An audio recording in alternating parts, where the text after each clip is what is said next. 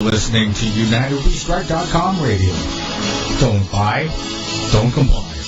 That's why. UnitedWeStrike.com radio. I cannot be silent. Back when Eisenhower was the president, golf courses is where most of his time was spent. So I never really listened to what the president said because in general I believed that the general was politically dead. But he always seemed to know when the muscles were about to be flexed. So I remember him saying something, mumbling something about a military-industrial complex. As I have walked among the desperate, rejected, and angry young men, I have told them that Molotov cocktails and rifles would not solve their problems. I have tried to offer them my deepest compassion while maintaining my conviction that social change comes most meaningfully through nonviolent action. But they asked, and rightly so, what about Vietnam? They asked if our home nation wasn't using massive doses of violence to solve its problem, to bring about the changes it wanted. Their questions hit home, and I knew that I could never again raise my voice against the violence of the oppressed in the ghettos without having first spoken clearly to the greatest purveyor of violence in the world today, my own government. For the sake of those boys, for the sake of this government, for the sake of the hundreds of thousands trembling under our violence, I cannot be silent. Each one reach one, each one time. I cannot be silent. Nobody can do everything, but everybody can do something. Everyone must play a part. Everyone's got to go to work. Work, peace. Spirit said work. I cannot be silent. Empowering the body, mind, and spirit. This is We Cannot Be Silent with Phil Restino and Larry Pinkney.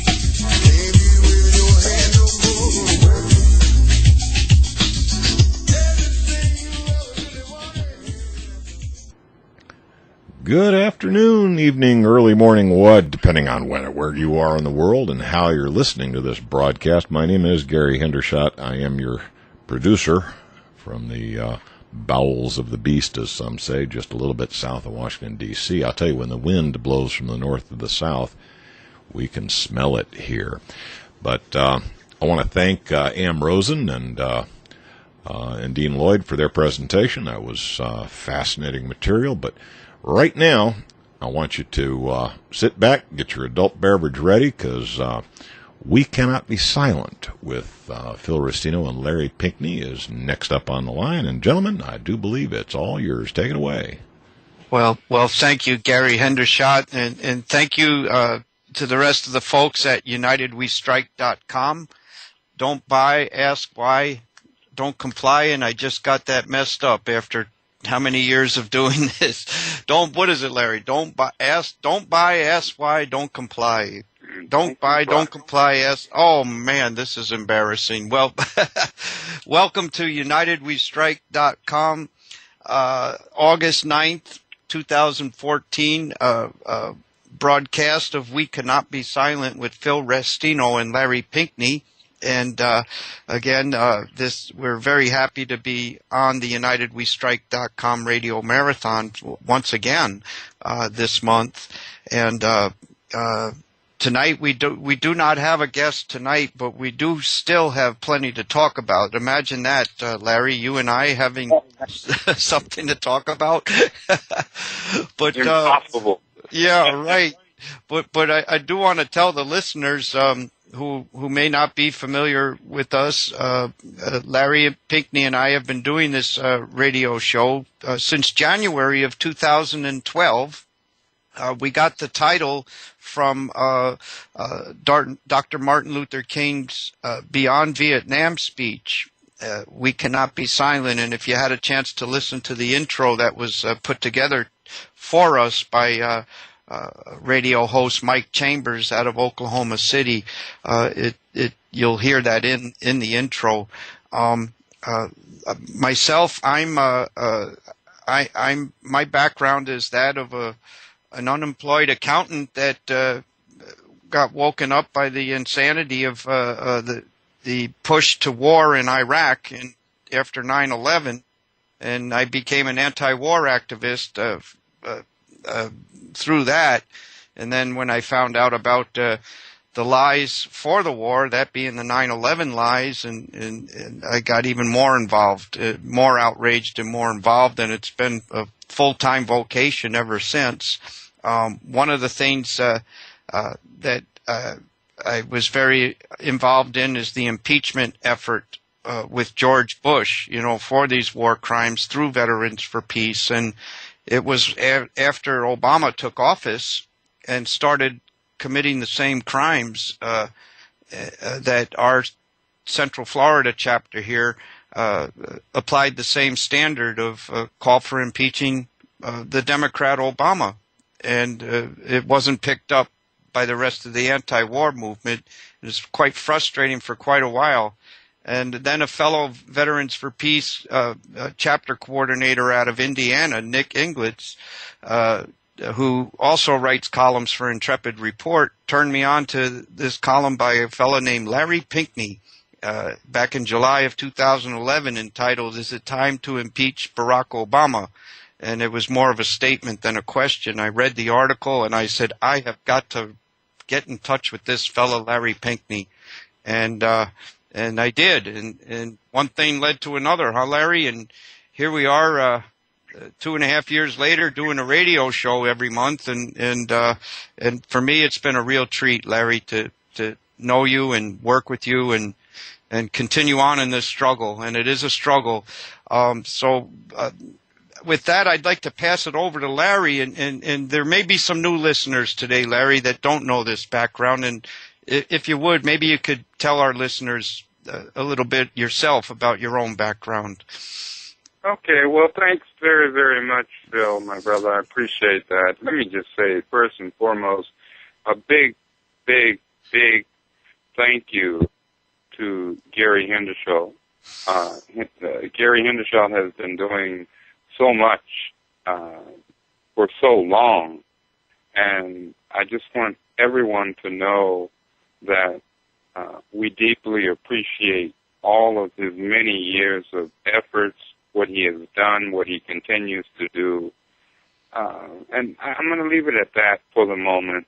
Secondly, I want to say thank you to our listening audience. Thank you so much for listening in to We Cannot Be Silent. In fact, I would say we must not be silent. And thirdly, last but not least, Bill, I want to thank you, my fellow activist speaking truth to power, for all of the, well, actually, I can say years now. It's been over 2.5 years, for reaching out. And like an old song from back in the 60s, reach out and touch. And that's what you did, and I appreciate that. My background, very quickly, is simply that I'm a veteran of the original Black Panther Party, not to be confused with the so-called new Black Panther Party. The original Black Panther Party was formed in October of 1966 in Oakland, California. I am the former Minister of Interior for the Republic of New Africa. I'm a former political prisoner and the only quote-unquote American to have successfully self-authored my civil political rights case to the United Nations, which was under the International Covenant on Civil and Political Rights. I did this while I was in prison as a political prisoner. And I do, as you mentioned, Bill, I write for a number of publications, but primarily I write as an associate editor with and for Intrepid Report. That's intrepidreport.com. Prior to that, I was an editorial board member and columnist with the Black Commentator, writing a column called Keeping It Real. You can still find those columns online. But as I said, I am and have been for quite some time writing for Intrepid Report, intrepidreport.com. The whole point of this thing is that we all need black, white, brown, red, and yellow folk. We all need to understand that our very survival is at stake. Our very survival is at stake. We're being pimped, manipulated, used, divided. The corporate stream media is playing a big role in that. It's really nothing more than the propaganda arm for the Democrat and Republican plantations. And I meant to use the word plantation. So that's my background in a nutshell. You can go to feel free to go to find my writings that go back for many, many years to blackactivistwg.org, and it's WG stands for Writers Guild, blackactivistwg.org, and you can go right to the archives. If you go to the archives section, you will see information from the present, 2014, going all the way back to 1968. So that's about it. I'm going to leave it at that and turn it on back to you, my brother. Oh, great. Well, thank you, Larry. And there is a lot there, folks. I strongly recommend going to that website, which is a clearinghouse for so much of Larry's work, and that's blackactivistwg.org. And speaking of Intrepid Report and your columns, Larry, you put one out just the other day entitled "Rejecting the Vomit of the Government and Corporate Stream Media," and I for one, was thrilled to see this column come out. And Brett and I, Brett Bracewell, my right-hand man down here in Florida, we were reading your column earlier today, and it started off in typical Pinkney style. Let us get one thing crystal clear. We in the United States of America do not live in an informed, genuine people's democracy, nor do we have a government of mass media that is honest and transparent, that serves the needs, interests, and aspirations of everyday, ordinary, black, white, brown, red, yellow people. It's time to cease being in denial and dispense with mythology. And you are right on with that, Larry. And I think we're seeing that. I think we're seeing that in a lot of areas where people are dispensing with the mythology. I know recently, I did want to get into your article and what you spoke about there. The lies after lies after lies. One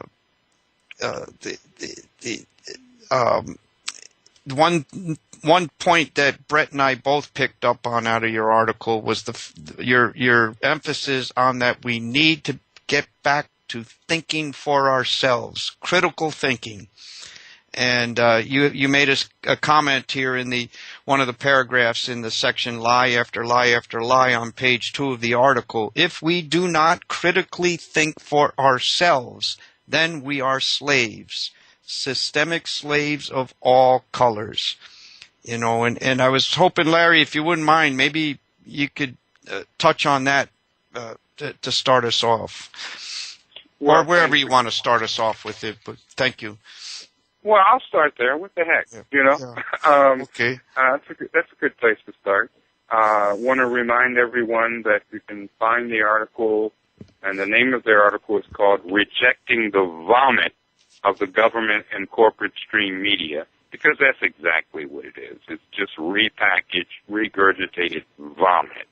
But going to what you had alluded to, Phil, the fact of the matter is that, we are lied to over and over and over again.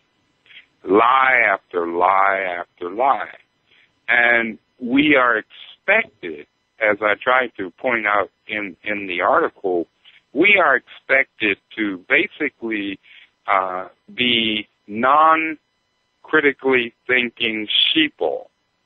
I didn't use that word, but that's essentially, what I meant. Sheeple, lambs to the slaughter. And we are being slaughtered. Our economy is being bloodsucked by huge multinational corporations, what I call the power elite, national and global power elite. Our social fabric is being torn apart, and very deliberately torn apart. In other words, you got black against white, against red, against yellow, against brown.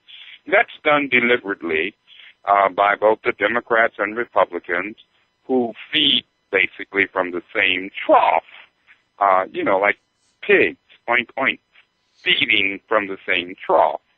And their agenda, their purpose, is really to keep us from critically thinking for ourselves. Okay, we're not stupidos here. We have to do what the Chicanos and Chicanas often say: use your cabeza, which simply means use your mind, use your head for crying out loud. But we have ABC, CBS, Fox News, NBC, PBS, MSNBC. They all try to keep us corralled on this plantation as nothing more than systemic slaves. And how do they do this? Well, they do it by ensuring that we do not, as a people, all people, black, white, brown, red, yellow, that we do not think for ourselves. They feed us this constant diet, if you will, of vomit. And that's really the most diplomatic word I can use to describe it, because it's vomit. Like Obama's re-entering, not that he ever really left, but re-entering of Iraq. Like Obama's NDAA, like Obama's NSA, like Obama's secret kill list. This is what it's all about. Oh, don't think for yourself. Believe what the corporate stream media says. So-called mainstream, they're not mainstream. They're corporate stream bloodsuckers. That's all they are.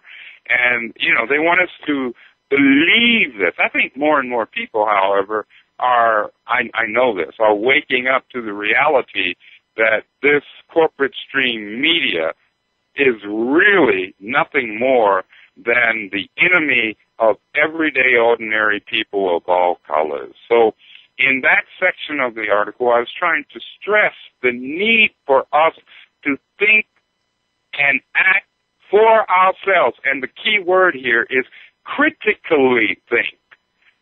Critically think, okay?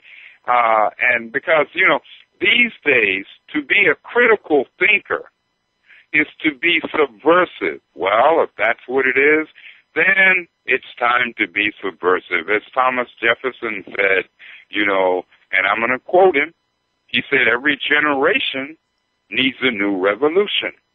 And you know what?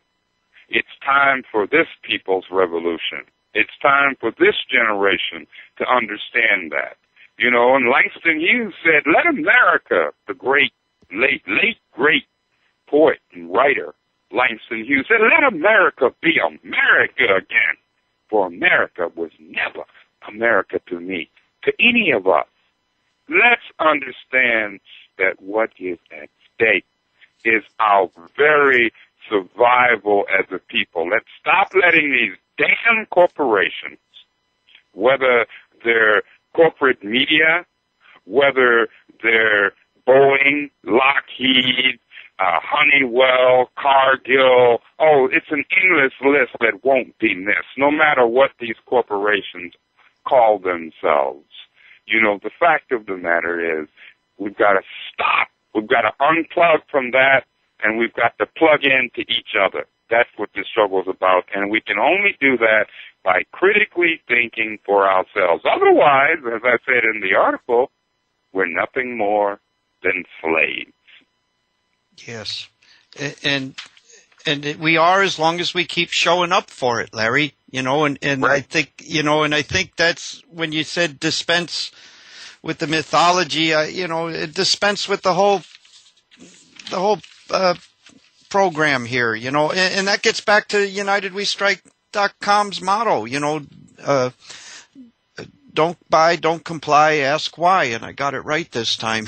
Don't buy, don't comply, ask why. And stop feeding this thing that's working against us, and that's the whole Democrat Republican structure, the left versus right. We're seeing it for the fraud it is, and the enslavement tool that it is. And I'm starting to see some cracks.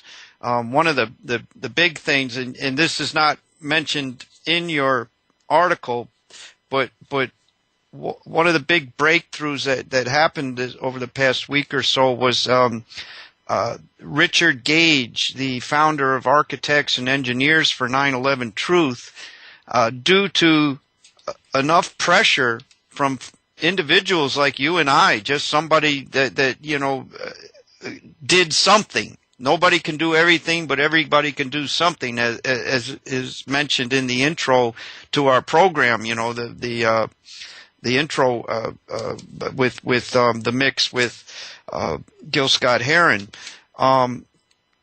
People call into the morning call-in show on C-SPAN, Washington Journal, and have been for years, just individuals picking up the phone and hitting the redial button and getting through and saying, let's have Architects and Engineers for 9/11 Truth on. Well, it got to that point where the straw finally broke the camel's back, and they put him on the program last Friday. It was a big deal. He was a guest for 45 minutes, and callers were in, and the viewers had to get 45 minutes of Architects and Engineers for 9/11 Truth. And why do I think this is a big deal? Because the whole daggone war on terror, the whole tyranny and police state here at home, the whole thing, man, that we've been enduring for the past 13 years in the name of 9/11.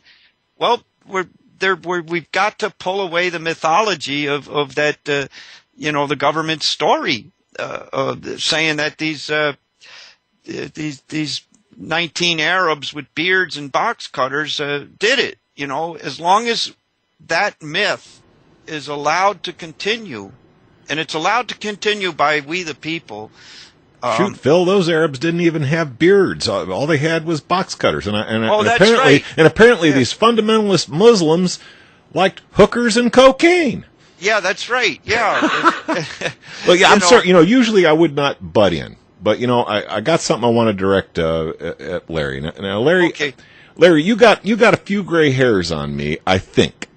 Maybe just a few. But, I was out there on the streets during the late 60s and the early 70s. And we kind of had a deal with the guys who were doing the civil rights marches. We kind of made a deal with them. We said, hey, look, strength in numbers. You come over and do our anti-war protests, and we'll go do your civil rights protests. I mean, it was kind of a handshake agreement, but everybody agreed, yeah. The more people we got, particularly if we've got a predominantly black protest over here, hey, if there's a few white faces, it strengthens our cause. And we felt the same way in the anti-war movement. I mean, there's an awful lot of young black kids getting killed over there in Vietnam. We want to stop that stupid war. So, it was thinking about the Vietnam War days, Larry, thinking about how we were lied into that war, how we got dragged off kicking and screaming. They had a freaking draft to where, there was very little way to escape unless you were a George Bush who could join the local National Guard and wreck airplanes on the weekends. Unless you were well heeled, you were going to go. Looking at it from the perspective of your years and counting the gray hairs on your head, have we made any progress at all since then? I mean, let's face it, man. We've been yelling and screaming since the late 60s and early 70s. Have we made any progress at all? my response to that, my brother Gary, is that yes, we have made progress, but at the same time, I would remind you of something that you know well, and that's the first law of physics, that two things cannot exist in the same place at precisely the same time. And what I mean, simply why I quoted that, is that we, everyday ordinary people, black, white, brown, red, yellow people, whether we like it or not, we have a duty, a responsibility, and quite frankly, put aside duty and responsibility, if you will, out of necessity, we must take action. I remember only too well the days of Vietnam. I remember when I got my draft notice, in fact, and I remember showing up at my local draft board in California, and unfortunately, and I'll never understand why. Okay, I'm being facetious here. When I got there, I guess they really didn't think I'd show up, but ultimately I did. I began talking to the quote-unquote draftees and recruits, and of course I was a draftee myself, and I began to ask them, hey, look around you, and, ask yourselves why the hell it is you have been drafted and or are signing up to go fight some damn war which you're not benefiting from. And our own country is torn apart, the social, economic, and political fabric. And of course, for some very strange reason, they rejected me. What can I say? When I say they, of course, the military establishment, they decided that if I went to Vietnam, I might very well turn the rifle on who I really thought was the enemy. But that's another story. My point bringing it up to the year 2014 is this, that we as a people have been so damn dumbed down. That's right, damn dumbed down. But we've allowed ourselves to be damn dumbed down by, the Oprah Winfreys, the MSNBCs, the Fox Newses, because we haven't really been thinking. We've been letting other people tell us not only what to think, but how to think, which, of course, if you're told how to think, then you're not thinking. And the progress, this is what I believe, Gary. I may be wrong, but somehow in my heart of hearts, I believe that this is correct. I believe it's true. I believe that we are about to see what I call a prairie fire response. You know how rapidly a prairie fire spreads. Once it starts, it spreads. And symbolically speaking in euphemistic or metaphoric terms, I have to say that I believe that we are at a point, a make or break point, Gary, where the people of this nation, and indeed of the world, of Mother Earth, but right here in this nation, in the United States, are becoming very cognizant, or I should at least say more and more cognizant, aware, if you will, of the fact that if we do not take reins, R-E-I-G-N-S, reins, we must take the reins of government, because our government is not our government. It's their government. It's the government of the national and global power elite. So I think we're at a precipice right now. I believe that we can fall over and disintegrate into further insanity, or I believe we can reverse this and eat up the bloodsuckers. And that's what they need to be eaten up and dispensed with and put back into the dustbins of history. And I believe we have that opportunity, Gary. I believe that's why people like you have struggled for so very long, and Phil, and myself, and so many other women and men of all colors who've been out there struggling. So, I do believe, as we used to say in the original Black Panther Party, I do believe in the power of the people. Sometimes it seems to get a little shaky. Sometimes you wonder, geez, my God, can't people see through this BS? But you know what? I think that more and more people are seeing through the BS, and what we need and what's happening is we are gaining a momentum. We're not going to see that momentum in CNN. We're not going to see it reflected in ABC, CBS, Fox News, PBS, or any other of the other blood-sucking corporate stream. I'm trying to keep from cursing here. Corporate stream media, okay? But what we are going to see it reflected in is in our conversations with our neighbors, with our friends, with our associates. And that's what I'm seeing more and more and more. I have hope, but not the hope, what I call rope-a-dope hope of Barack Obama. That's rope-a-dope. That's not really hope. I have an actualized hope. It's about getting out there, speaking with our neighbors, our friends, our associates. Whether we're going to always find things that we can disagree about. But what's important in the year 2014 and beyond is that we find things that we agree about, and there's far more that we agree about, and we work for that. We'll deal with our disagreements later, but let's deal with the priority. So I believe in the power of the people. I always end my columns by saying, each one, reach one. Each one, teach one. Onward then, my sisters and brothers, and that's what it's about. So, Gary, for whatever it's worth, I don't even know if I really even answered your comment, but that's what I have to say. Well, I appreciate that, Larry. Looking at the way things have gone, I'm a little bit discouraged by the youngsters coming up. I mean, back during the Vietnam War days, it was kind of a young man's thing. We were out there. Well, there, we had our share of women were out there too, but the young men and women were the leaders in the protest movement. Those 20-somethings. And you look at the 20-somethings now, and so many of them, they got their heads down and they're doing the two-thumb shuffle on their cell phone. That's right. And you listen. That's right. You listen to the music that's popular today. I mean, back during the day, the musicians supported us with their message. We had some of the greatest music that was ever produced coming out back in those days.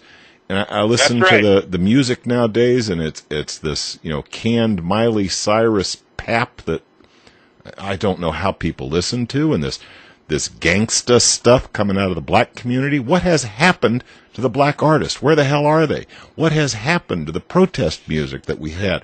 Like we don't have anything to fuss about? So, Gary, the last issue I'd really like you to address, what about the youngsters that really should be leading this thing? Where the hell are they?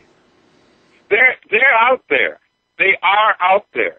But the fact, and I have been delighted to find more and more and more out there, but they're not getting, that's not who the corporations want to promote. The corporations, as you well know, as do I, as does Phil, we know this. The corporations want to promote anything that will lead to what Brother Malcolm X called, you know how you go to the dentist's office and they shoot you up with that Novocaine, right? Malcolm talked about that all the time. And so they have Novocained us, okay? But there definitely are real artists out there. And even back in the, late 80s and early 90s, in fact, I found myself putting on a song that I hadn't listened to, for a while. And I said, my God, I just need to listen to the song. I don't know if you remember it. Something tells me you probably do, but it's called "Don't Give Up." And I'm trying to remember what the artist's name was. Was it Peter Gabriel, or was it one of the other artists? And I listened to it, man, and tears just came into my eyes. I've heard the song many, many times, but don't give up. Maybe it was either Sting or Peter Gabriel, one of those groups. But my point is that we need to go back to our roots. We need to go back to understanding that the modus for change isn't we ourselves. Young people, the 20-somethings out there, they're not even 20-something. They're more like 14 or 15-year-old something, okay? And our responsibility is to at least make them 20-something or 30-something.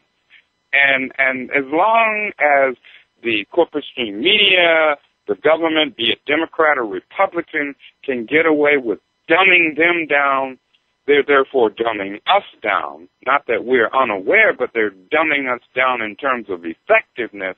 As long as we allow that, then we're going to continue to be fighting an upstream battle. But I do see some changes. As Phil said earlier, I too see some cracks. I see cracks at CNN and CBS and ABC and Fox and PBS and all the rest of those jive time, no good, hypocritical, double-talking, lying by omission media corporate moguls use. I see cracks in their manure. I see cracks in their vomit because people more and more are saying, wait a damn minute, I know this is not the truth, but we have to be out there saying, hey, here's some truth. Maybe not the only truth, but here's some truth that you need to know about. Now, what are we going to do about it? So I have a strong belief, and I salute you again, Gary. I salute you, my brother, again, for all that you continue to do and that you have done. And again, I'm going to shut up. I'm talking too long.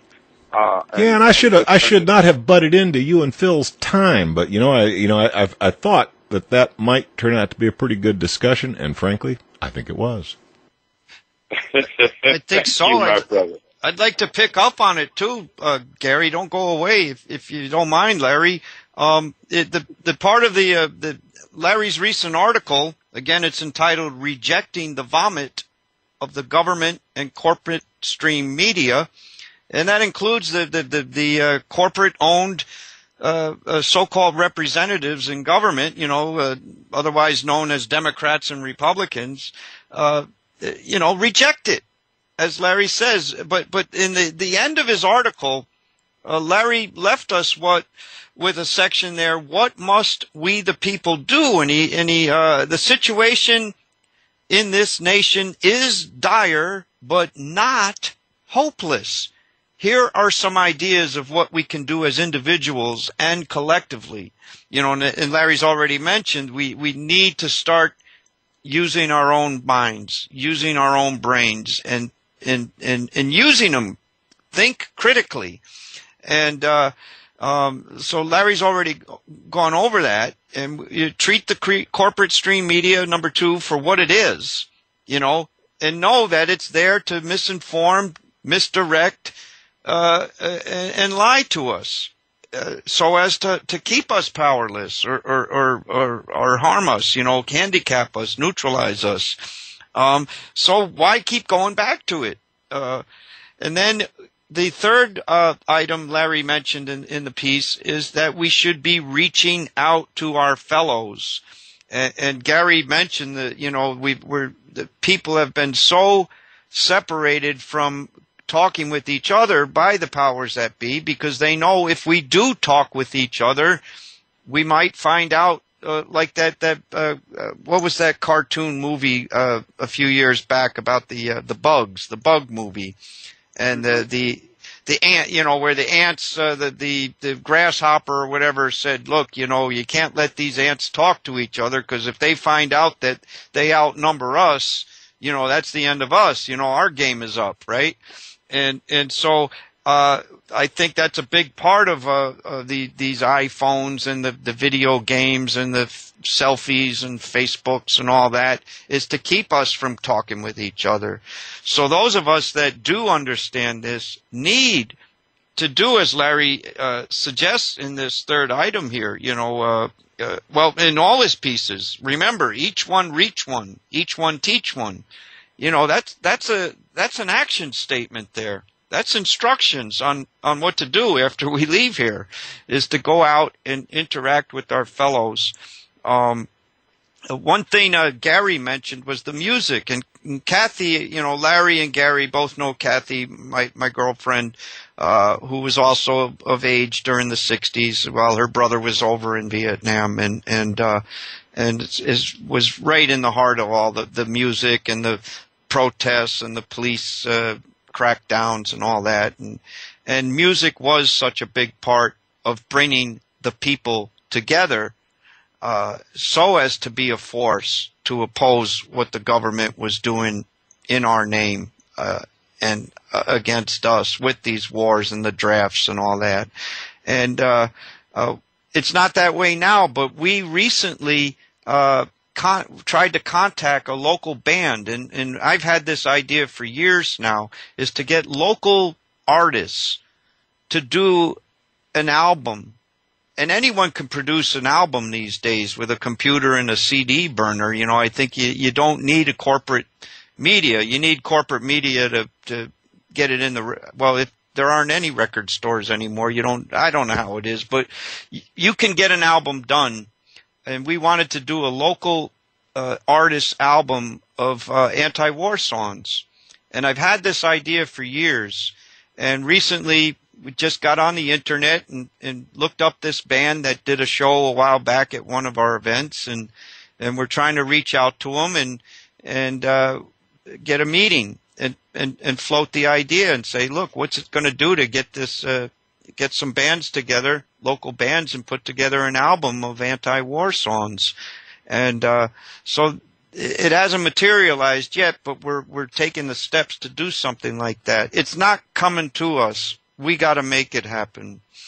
Right. And, so I just let out a mouthful there. But I did want to pass that to you, Gary and Larry, and see what your thoughts are. Well, you go for it. Well, let me just say this. I absolutely agree. I absolutely concur. There are so many, believe me, so many folks out there that are not getting the airtime or playtime. But you know why? Because they have yet to understand that we don't need to go to the corporate stream bloodsuckers. We need to do it ourselves, produce it ourselves, put it out there ourselves, be about it ourselves, and the people will pick up on it. Whether the government or media likes it or not, the people will pick up on it, and all it takes really, is a strike, metaphorically speaking, so they don't arrest me, but metaphorically speaking, it takes a strike at the right time, striking that match, the match of knowledge, the match of speaking truth to power at the right place and the right time. And I think it's actually happening all over the country. But once again, what we, everyday, ordinary, struggling people need to do is pull it together. You talk about the bands. Man, I have heard some incredible music, okay? But I need to back these folks. I need to remind these folks, don't go to CBS. Don't go to Capitol Records. Don't go to that. It's not about that. All they're going to do is yank your chain and do everything they can to either cap you, that is to say, neutralize you, or they're going to try or distort your message. So we have reached a point in our country, in this nation, where we have got to take the reins ourselves and do the linking ourselves, because nobody else is going to do it, and really nobody else should do it. If it's one good thing, and they don't mean for it to be good, but if it's one good thing, this lying, this blood-sucking corporate government and corporate stream media has done, if there's one good thing they have done, and they didn't mean for it to be good, is that they have begun to turn people off. People are seeing, whether they like it or not, that the BS that they're looking at on CBS, ABC, Fox, etc., is just that. It's BS. It's crap. It's lies, etc., etc. And what we need to be doing is to be there, to fill that void and say, hey, we got each other. Each other. We don't want CBS, ABC, Capitol Records, whatever, Mercury, whatever they call themselves. We don't want them. We're going to do our own thing. And I go back to the words of Thomas Jefferson. Yes, I have my problems with Thomas Jefferson's time and some of the things that Jefferson himself was engaged in. But you know what? He was right. He was correct when he said, every generation needs a new revolution. And we are the revolutionaries. This program is a revolutionary program. The concept of critical thinking, that's a revolutionary concept. It's not really subversive. It's just revolutionary, which I guess some would consider subversive. But that's all I have to say. Let me just shut up. Well, thank you, Larry. And you mentioned that in the article here,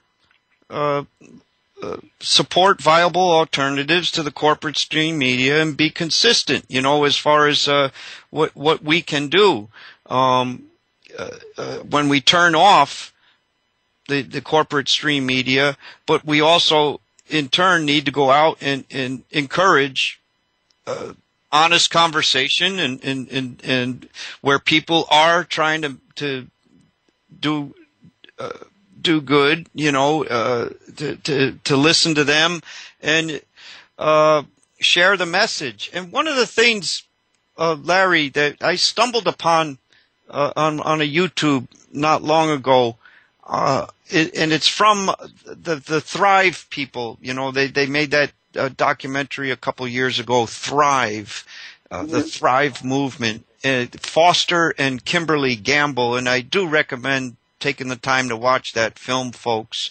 But there's a YouTube channel that they have, and it's called Thrive, THRIVE Movement. And there's a video on there that we stumbled on the other night entitled How to Share Difficult Information with Friends Without Losing Friendships. And I really found that it's a 9-minute video. I found this very helpful because that's the thing, when we're trying to be the news ourselves and enlighten and awaken our fellows, because we need each other. We need the numbers in order to have a change. We've got to have enough of us to outweigh what we're up against, And you look at, I started off with the 9/11 item earlier, and how we've made, recently made a big breakthrough by getting on Richard Gage on C-SPAN. We are breaking through, but that's been a tough issue, man. That's 13 years now, and there is such a resistance. And if you've tried to wake people up to 9/11. And the hardest people are friends and family, It really has been a struggle. It's frustrating. It's cost people marriages. It's cost people their jobs. So I did want to recommend this, that we can learn from each other on how to better accomplish what we're trying to do. And so here's a tool I just wanted to put out there: how to share difficult information with friends without losing friendships, and that's on YouTube. Would you email that to me? Because I have not seen that, Phil. Yeah, I would love to see that. Great, I will, Larry. Great. But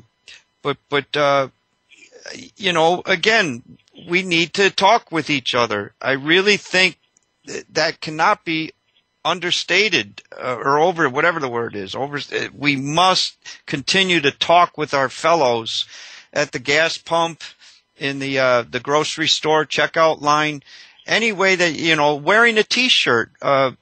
You mentioned, Gary earlier in the program mentioned a concern for today's young people.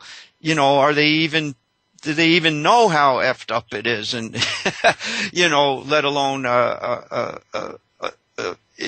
in a place where they want to try to do something about it. And just wearing a T-shirt or a bumper sticker.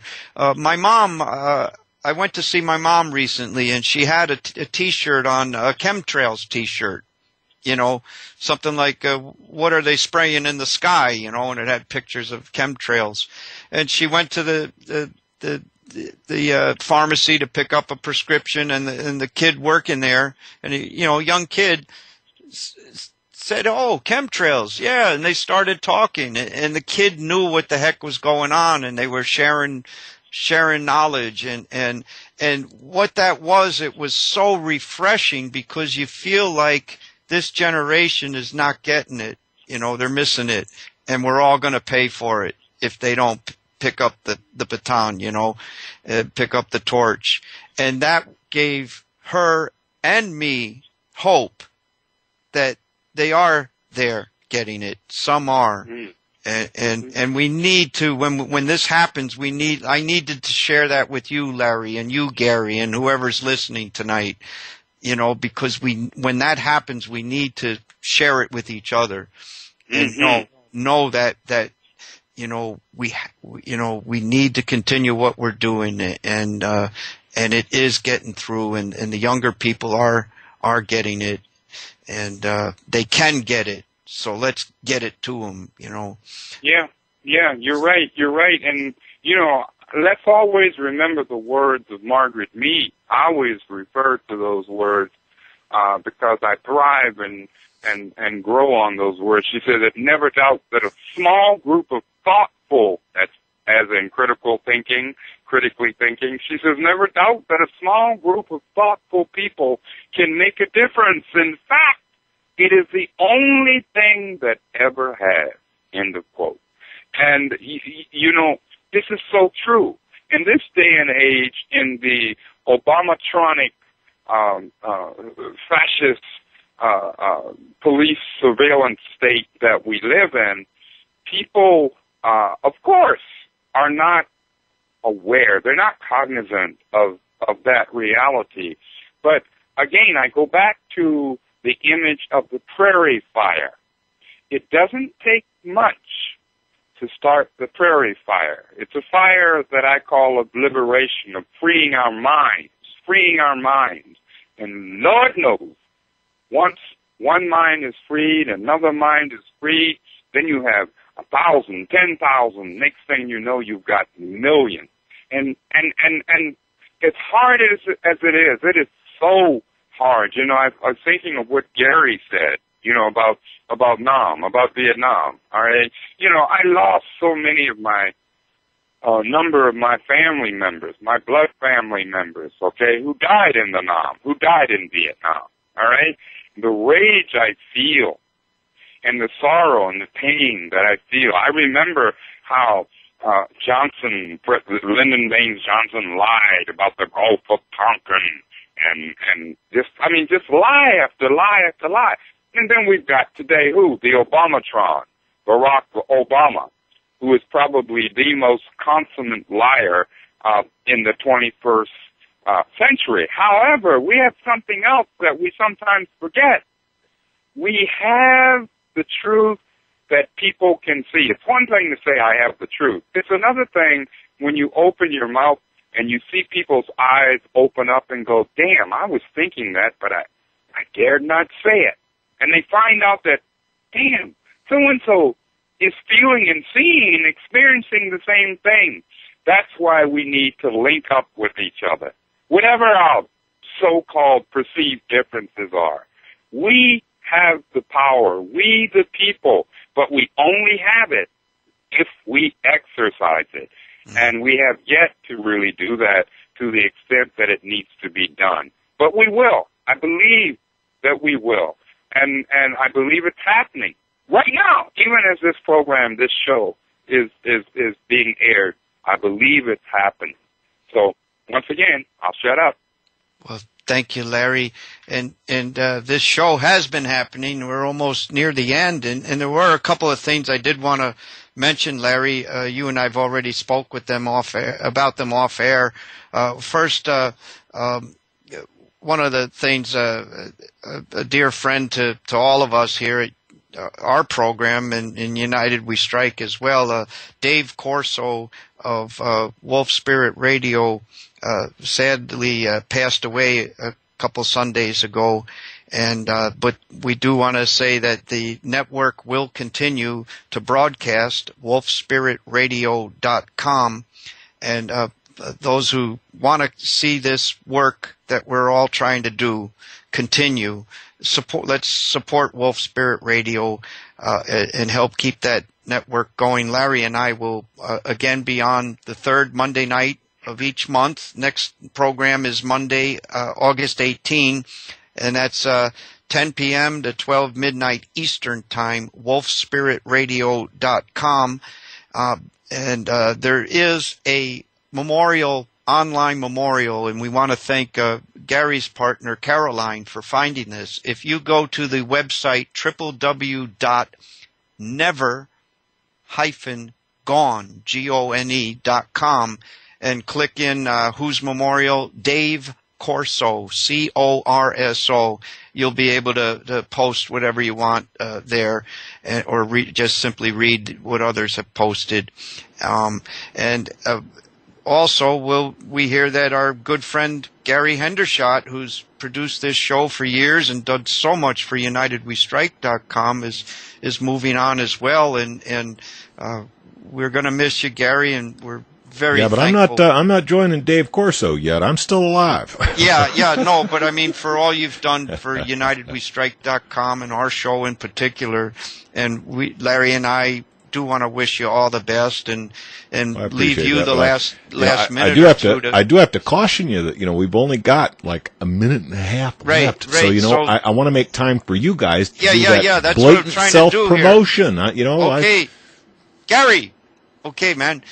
Everybody, check out Larry's work at blackactivistwg.org. That's blackactivistwg.org. I'm with the Veterans for Peace, Colonel Bob Bowman Memorial Chapter, and we have a new website. Thank you to my sister Ann for all her hard work, and that's CFLVeteransForPeace.org. Charlie Foxtrot Lima, CFL. VeteransForPeace.org. And Gary, listeners, final instructions: don't buy, don't comply, ask why. Larry says each one reach one, each one teach one. Onward then, my sisters and brothers, onward. Get out there and talk to each other. Say hello. Begin with that. Ask them a question. Hey. And guys, where did Phil, any chance I can count on you for our roundtable presentation this evening? I'll try. That's a half hour from now. Yeah, about a half hour from now. How about you, Larry? Can I drag you in kicking and screaming for roundtable? Yes. All righty. I'm gonna go ahead and cue you both up. And at this point, I have used every second we had. It's time to take us out with a little music. Good night, gentlemen. Thank you. Thanks, Gary. Thank you, Larry. Thanks, Gary. Love you, man. Take care of yourself. See you.